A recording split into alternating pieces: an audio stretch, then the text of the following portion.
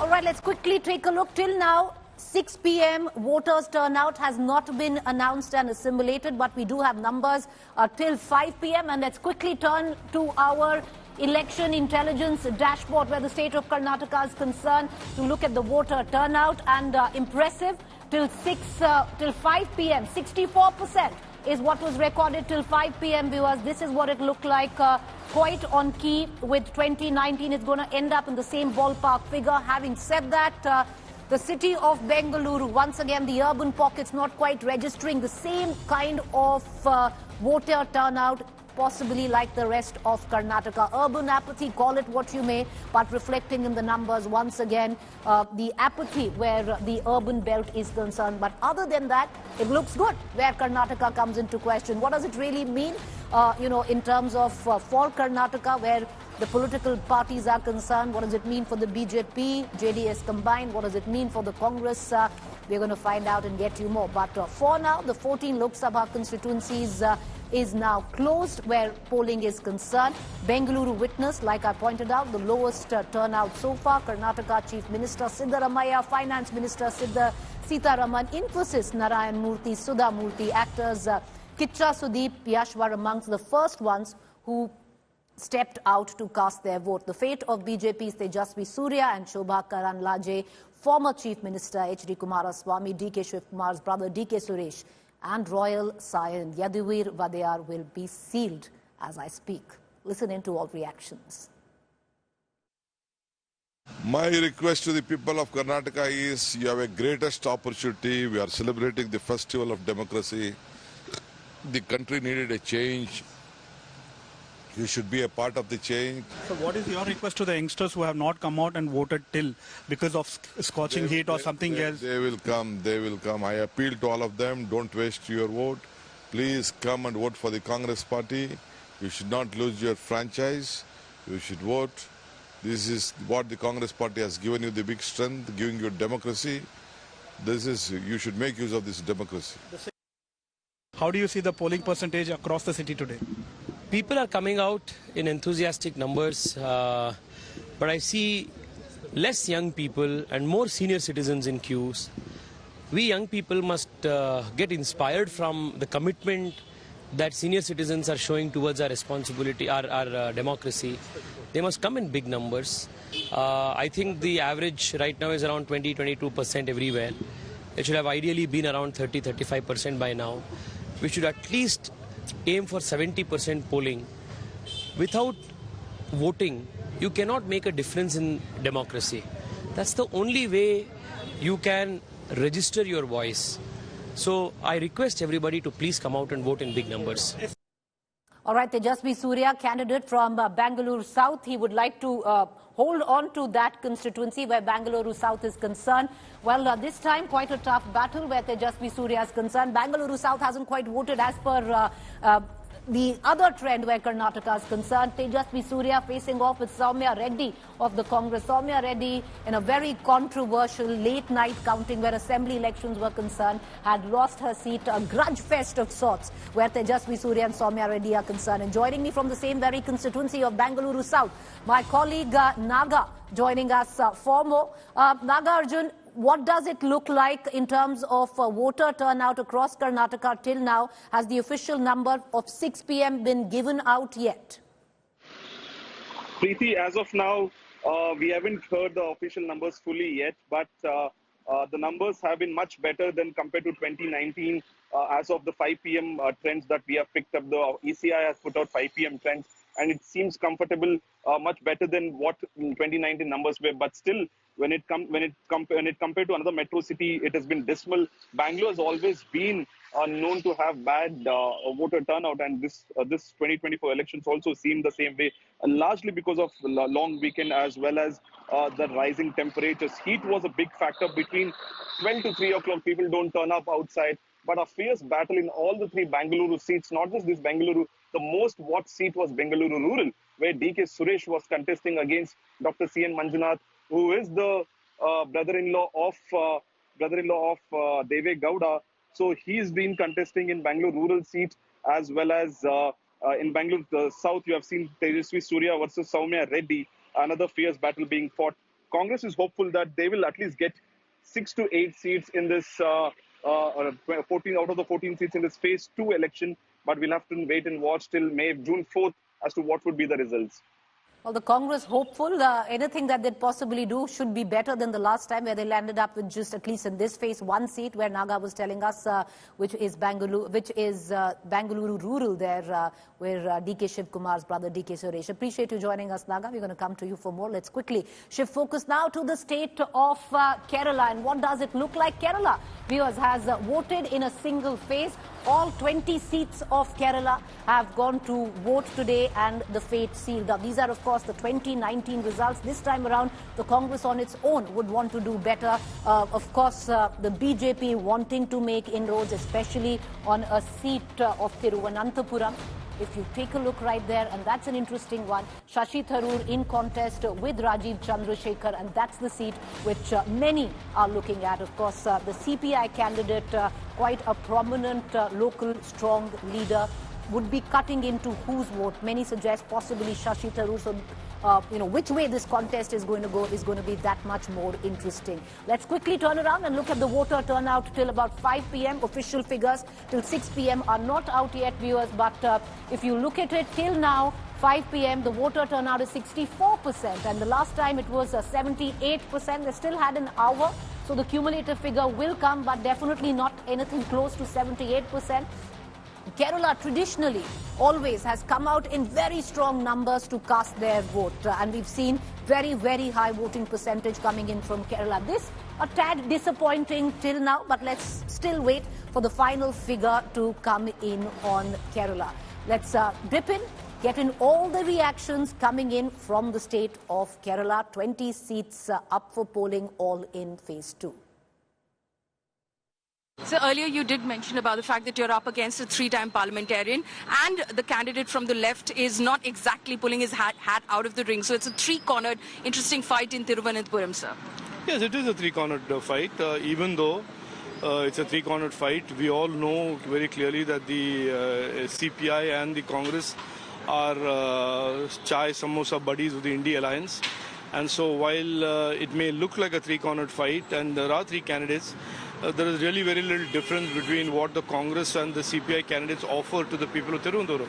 They have been given many opportunities in the past, in particular the Congress, and they have very little to show for it. So I think this is an issue to do with people giving opportunities to leaders and what they have done with it. And therefore me going to the people and saying, look, you've given these people opportunities, they have done very little with your trust. Give me an opportunity, trust me for 1 term, and let me show you, as I have put out in as a document, what we can do for the future of Thiruvananthapuram and for the lives of all the people who have suffered for so many years, including those in the coastal community. Sir, you've casted your vote. The state of Kerala is casting their vote. Are you satisfied and confident with your campaign? Yeah, what I've been doing is after voting, I've been up and down the constituency, and I'm continuing for the next couple of hours, just to see that there have been no problems, no incidents, no complaints, that people are turning up in good numbers. We have people manning our booth counters everywhere, before going into the booths for people to vote.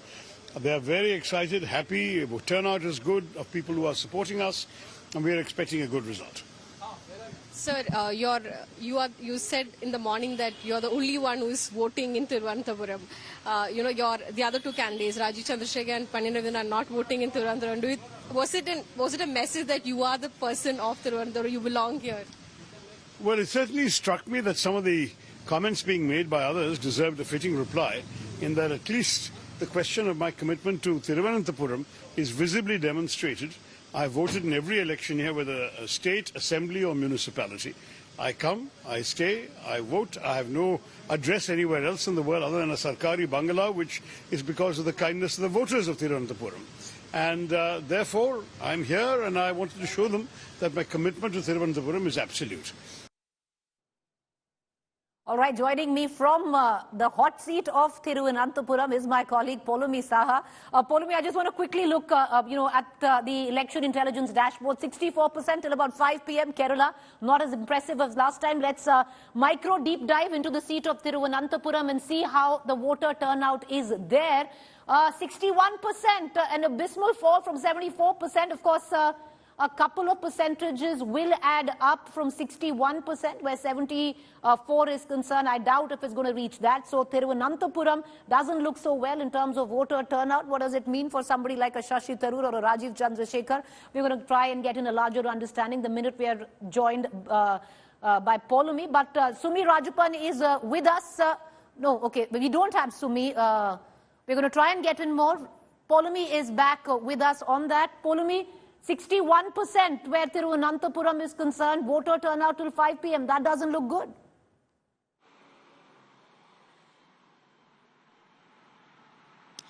That's right, Preeti. As far as Thiruvananthapuram is concerned, the voting has been pretty slow, and the overall percentage in Kerala has been slow as well. Till 5 p.m., the numbers that were trickling in were just over 60% for overall Kerala as well. But it was, from sources we heard that polling did pick up in the last 1 hour, and there was a brisk, pace of polling in the last 1 hour. So we're still waiting for that final data to come in, but it's unlikely that it's going to touch the 2019 figure of 81%, a whopping 81% who had cast their votes in the last general election from the state of Kerala. So we're just waiting for that final data to come in. It could be that, there could be some sort of a surge in the voting, but yes, as far as the urban centers Poulomi, a quick word before we cut across to Uttar Pradesh. What does it look like, especially on the seat of Thiruvananthapuram and BJP's prospects in Kerala?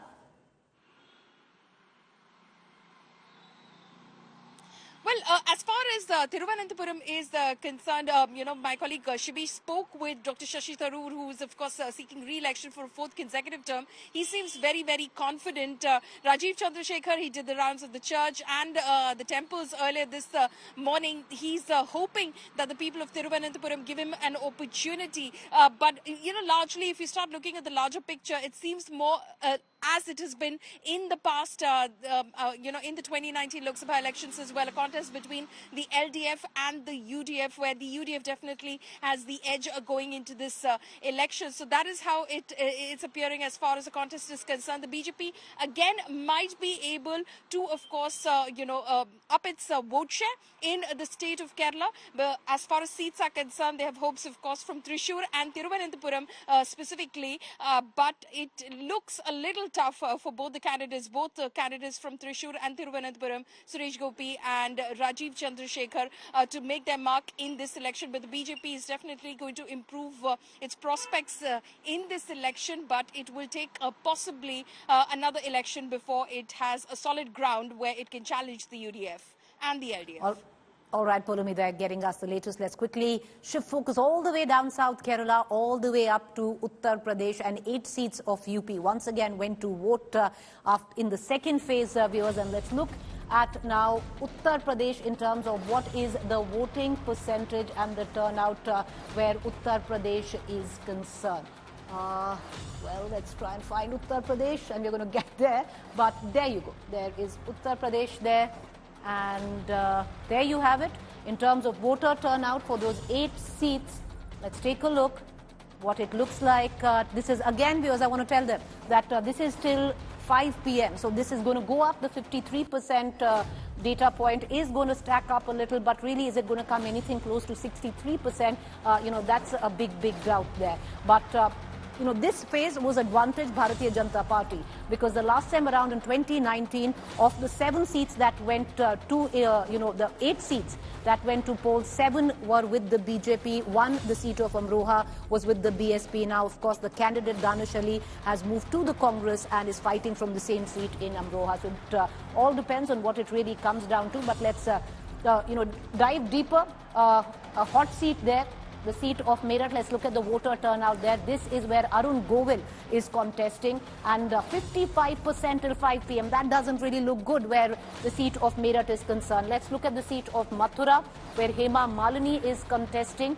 where the BJP is concerned. 47%. That's abysmal till about 5 p.m. there. So doesn't look good in terms of voter turnout, where at least Uttar Pradesh comes into question. Not as impressive as the South, but that's usually been the story. But this time a little, it's fallen a little more, quite a bit, where 2019 is concerned. Cutting across to all reactions, and then we get our reporter. I am very confident. My whole party is very confident. My whole entire, my workers, हमारे कार्यकर्ता लोगों ने इतना काम किया है. So I am very confident.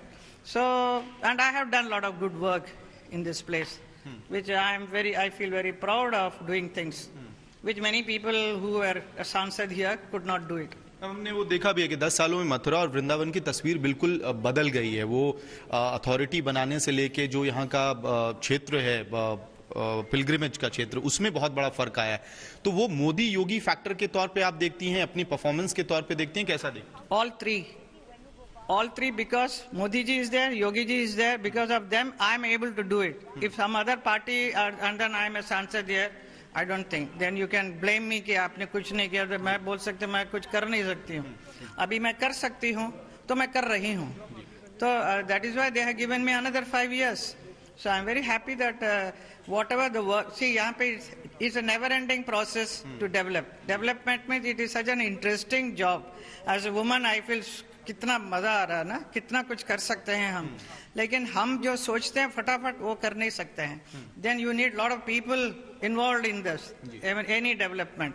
उसमें आगे पीछे थोड़ा देर होती है. प्रक्रिया आप कह रही हैं. मेरे साथ मौजूद हैं मेरठ से कैंडिडेट अरुण गोविल, जिनको हम ऑफ कोर्स जानते हैं श्री राम के किरदार में, लेकिन जिस तरह उन्होंने उस इमेज को बनाए रखा और अब नेता बनने के लिए भी तैयार हैं. आपका मेरठ से कोई नाता नया तो नहीं है, यही पैदा हुए हैं, पले बड़े हैं. मेरठ का लड़का आज वोट देने नहीं, वोट मांगने के लिए लोगों से रेडी है. किस तरह का ये मूड, आप सेंटिमेंट फील करते हैं अपने लिए आज जब आप नेता बन के यहाँ आए हैं मेरठ? मुझे बहुत अच्छा पॉजिटिव जो रिस्पांस मिला है वो बहुत पॉजिटिव है. जैसे यहाँ के लोग बताते हैं कि पिछले चुनावों में जो इस बार हुआ है, जिस तरह से लोग बाहर निकले हैं रैलीज में और रोड शोज में, वैसा कभी यहाँ पहले कभी नहीं हुआ था. इस तरह का जो लिटरली जुनून है लोगों में, तो ये बहुत एक पॉजिटिव साइन है. आपका श्री राम का किरदार होना, राम मंदिर बनना, आपको लगता है ये कहीं ना कहीं ये कनेक्ट बैठा है मेरठ के लोगों के लिए? यहाँ पर ये कनेक्ट तो पूरे देश के लिए है बेसिकली, और क्योंकि मैं यहाँ हूँ तो डेफिनेटली ये कनेक्ट होगा जरूर. रामायण सीरियल से और आर्टिकल 370 तक ऑडियंस से तो आपने कनेक्ट बना लिया.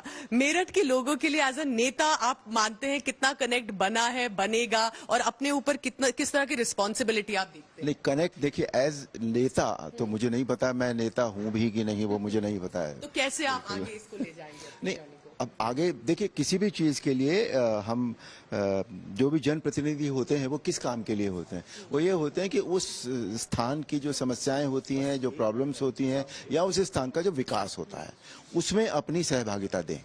तो बस उसी तरह से काम हो. All right, let's quickly cut across to my colleague Abhishek Mishra, who's joining us live for a larger perspective. Abhishek, once again, looking at the voter turnout in the second phase, till now 5 p.m., 53%. Not impressive at all. It's going to stack up a little, but nowhere near will it come down to what it was in 2019 on these 8 seats. Well, absolutely, Preeti, and also what is concerning is that it is also less than what has happened in the first phase, 57% approximately till 5 p.m. and it has gone down to 53 point something. So that is a major concern, and also the trend which is looking a bit, concerning for the respective candidates as well.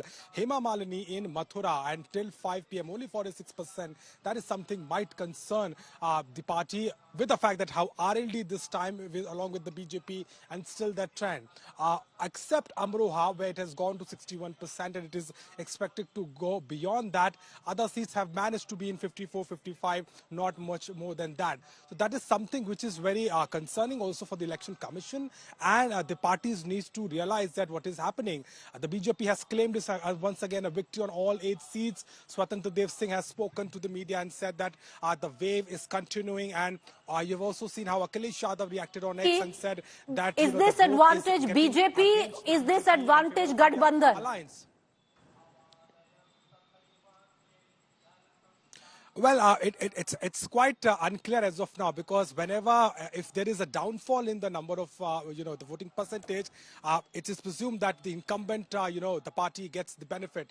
But the situation is a bit tough here, because the candidates are also giving a tough fight to the incumbent member of parliament, the BJP, because 7 is the number from the BJP and only 1 Amroha, and Danish once again is there. So except Amroha, that's what I'm saying, that is very strong. Meerut we have to see, because there also Samajwadi Party has given a good challenge, and also on the other state of Bagpat, because that is also not as expected by the BJP. So very interesting battle, and it remains to be seen in the results, of course. But very interesting, Abhishek. Thank you for joining us. We're getting news break coming in from your own state. And finally, it does seem there will be clarity by tomorrow night on Congress's CEC meeting taking place, and a decision will be made through that on the seat of Rai Bareli and Amethi. Finally, the CEC is on 2 seats. Rai Bareli, Amethi will be finalized tomorrow. Last, the CEC had left the decision to the Gandhis. However, the official clarification or the clearance has to come by the CEC. The state's election committee had proposed Rahul Gandhi's name from Amethi and Priyanka Gandhi's name from Rai Bareli. It was further cleared, and screening committee on UP also forwarded the same to the CEC. The CEC had then left the decision entirely on the Gandhi family. So will Rahul Gandhi and Priyanka Gandhi bite the bullet and contest from Uttar Pradesh? Remains to be seen. Maushmi Singh joins us all the way from Wayanad. Maushmi, are you going to pack your bags, tracking Rahul Gandhi's seat from Wayanad to Amethi? What does it look like?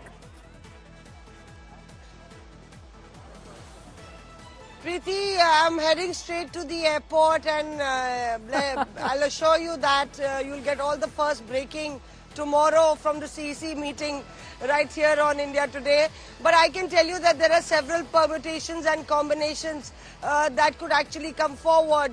One is that because the CEC is being called, that means that the Gandhi family will finally get back with the names, and it could be Rahul Gandhi from Amethi, it could be Priyanka Gandhi Vadra from Rai Bareli, it could be only Rahul Gandhi from Amethi and perhaps some other name from Rai Bareli, or perhaps Priyanka Gandhi, if not willing to contest, could propose that the CEC should find another name. It could also be that both the Gandhi siblings can swap constituency. In fact, Rahul Gandhi can shift to Rai Bareli and Priyanka Gandhi could contest from Amethi. So anything, all these probabilities remain, but one likelihood which is clear, that at least one of these seats will be contested by Rahul Gandhi. All right, appreciate you joining us, Maushmi, all the way in Wayanad, packing her bags to come to Delhi, and by hopefully tomorrow she'll know whether she needs to go to Amethi, Rai Bareli or not. Thanks, Maushmi, for joining us. See you back in Delhi soon. With that, let's quickly shift focus to the state of Rajasthan. Rajasthan, once again, done and dusted. All 25 seats of Rajasthan have voted, viewers, and this is what it looks like. Not too good. Till 5 p.m., 59% as compared to 2019, 68%. Of course, there is one more hour. A bit of that percentage is going to go up, but nothing close to 68%. What does it really mean for the state of Rajasthan? Let's quickly deep dive. Let's look at Om Birla, the Speaker's constituency of Kota, and see how Kota has voted. Well, Kota right now looks 52%, not good at all. No, this is Ajmer, sorry. Let's look at Kota. There you have it. Kota is right now at 65%, not bad. That's an impressive figure, keeping in mind what had happened the last time around. Let's look in terms of phase 1. Jodhpur is where Gajendra Shekhawat is contesting from, and the voting percentage in Gajendra Shekhawat's constituency till 5 p.m. was 58%, so not so bad right now compared to what went down in the first phase.